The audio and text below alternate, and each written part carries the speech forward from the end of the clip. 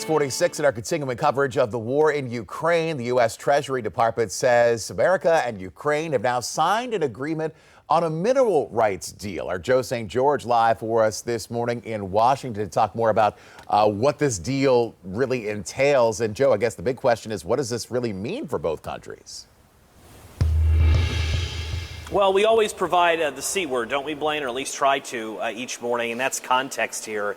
This is something that was supposed to be signed many weeks ago. Remember when President Zelenskyy and President Trump were together at the White House, and then there was that major dust-up in the Oval Office? Well, the signing of this mineral deal was canceled. Zelenskyy left 1600 Pennsylvania Avenue, and for the last several weeks, this mineral deal has really sat in limbo. Well, limbo no more. Not the President of the United States, not the leader of Ukraine. They didn't sign this mineral deal, but their deputies essentially did. The Secretary of Treasury, Scott Bessent, Deputy Prime Minister for Ukraine, inking their signatures to this agreement. It is really a shared cooperation.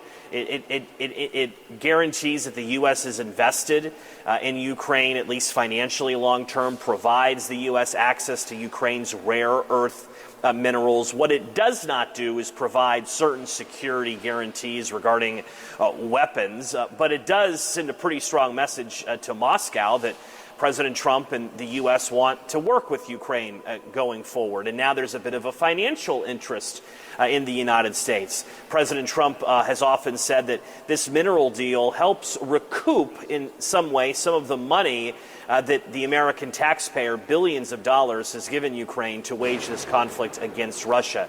You may recall President Zelenskyy and President Trump just a few days ago during Pope Francis's funeral met at the Vatican. This is an area where the president campaigned heavily on. He campaigned on ending this conflict.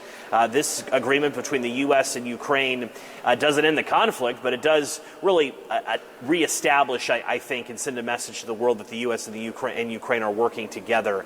Now we wait to see how Moscow and President Putin reacts to all of this. There have been calls for ceasefires. Nothing set in stone on that front. The bloodshed continues as it has been for years now between Ukraine and Russia, with tens of thousands of soldiers dying on both sides. We'll follow to see what happens next, but a mineral deal inked, Blaine, between the U.S. and Ukraine. Important context from our Joe St. George live this morning from Washington.